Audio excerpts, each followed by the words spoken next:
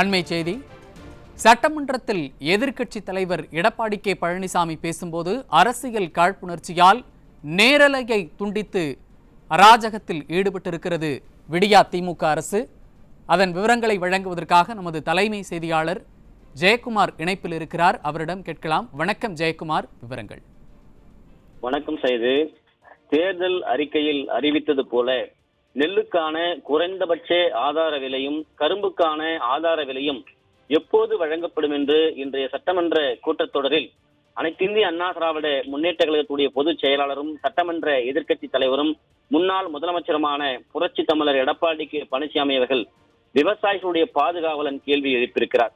இந்த கேள்வி எழுப்புகிற பொழுது வழக்கம் போல திமுக அரசு அரசியல் காழ்ப்புணர்ச்சி காரணமாக நேரலையை துண்டித்திருக்கிறது. இன்றைக்கு வேளாண் துறை மீதான பட்ஜெட் மீதான பதிலுரை, அதன் பிறகு எழுப்பப்படுகிற கேள்வி இது சார்ந்து, குறிப்பாக விவசாயிகளுடைய நலன் சார்ந்து, விவசாயிகளுக்கு ஏற்கனவே குறைந்தபட்ச ஆதார விலை சார்ந்து அறிவித்திருக்கக்கூடிய அந்த அறிவிப்புகள் எப்பொழுது அவருக்கு வழங்கப்படும் என்கிற கேள்வி கேட்பது கூட ஒரு ஜனநாயக ரீதியில் பிரதான எதிர்க்கட்சி என்கிற முறையில் நேரலை செய்யாமல் துண்டித்திருக்கிறார்கள் என்றால், ஜனநாயகத்தினுடைய குரல்களை எப்படியெல்லாம் திமுக ஆட்சியில் நசுக்கப்பட்டுக் கொண்டிருக்கிறது, சட்டப்பேரவையிலே ஜனநாயகம் எப்படி தள்ளாடி கொண்டிருக்கிறது, ஜனநாயகத்தினுடைய மாண்பு எப்படி குழி தோண்டி புதைக்கப்பட்டிருக்கிறது என்பதைத்தான் இன்றைய சட்டமன்றம் நாள்தோறும் சந்தித்துக் கொண்டிருக்கிறது. வேளாண் துறை பட்ஜெட் மீதான பதிலுரைக்கு பிறகு கேள்வி எழுப்பிய அனைத்திந்திய அண்ணா திராவிட முன்னேற்ற கழகத்துடைய பொதுச் செயலாளர், சட்டமன்ற எதிர்க்கட்சி தலைவர், முன்னாள் முதலமைச்சர் புரட்சி தமிழர் எடப்பாடி கே பழனிசாமி அவர்கள் திமுக ஆட்சிக்கு வந்தால் நெல் குவிண்டாலுக்கு 2500 ரூபாயும் கரும்பு டன் ஒன்றுக்கு 4500 ரூபாயும் ஆதார விலையாக விவசாயிகளுக்கு வழங்கப்படும் என அறிவிக்கப்பட்டதாக சுட்டிக்காட்டியது சட்டமன்ற எதிர்க்கட்சி தலைவர் என்ற முறையில் இன்றைக்கு கேள்வி எழுப்பியிருக்கிறார். ஆட்சிக்கு வந்து 4 ஆண்டுகள் ஆகிறது. ஆனால் இதுவரை தேர்தல் அறிக்கையில் அறிவித்த விலையை விவசாயிகளுக்கு வழங்கவில்லை என்று அவர் சுட்டிக்காட்டியிருக்கிறார். தேர்தல் அறிக்கையில் அறிவித்தது போல இந்த நிதிநிலை அறிக்கையிலும் அறிவிப்பு இல்லை என்று சுட்டிக்காட்டியிருக்கக்கூடிய எதிர்க்கட்சி தலைவர் தேர்தல் அறிக்கையில் அறிவித்த குறைந்தபட்ச அந்த விலை எப்பொழுது விவசாயிகளுக்கு வழங்கப்படும் என்று கேள்வி எழுப்பியிருக்கிறார்.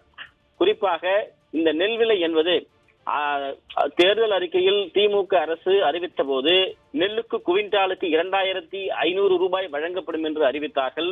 கரும்புக்கு 4500 ரூபாய் ஆதார விலையாக வழங்கப்படும் என்று அறிவித்தார்கள்.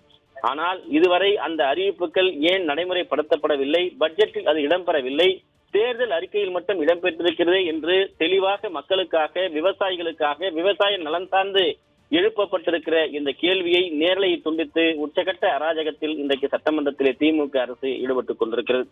குறிப்பாக மக்கள் சார்ந்து, விவசாயிகள் சார்ந்து, மருத்துவர்கள் சார்ந்து, அரசு ஊழியர்கள் சார்ந்து, ஏழை எளிய மக்கள் சார்ந்து எழுப்பப்படுகிற கேள்விக்கு அனைத்திந்திய அண்ணா திராவிட முன்னேற்ற கழகத்துடைய பொதுச் செயலாளர், பிரதான சட்டமன்ற கட்சி எதிர்க்கட்சி தலைவர், அதிமுக சட்டமன்ற உறுப்பினர்கள் பேசுவதை வேண்டுமென்றே நேரலையை துண்டித்து உச்சகட்ட ஒரு ஜனநாயக படுகொலையை திமுக அரசு செய்து கொண்டிருக்கிறது.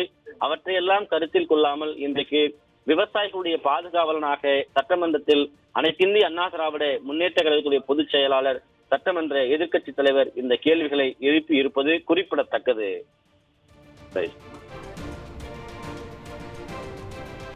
விவரங்களை வழங்கியமைக்கு நன்றி ஜெயக்குமார்.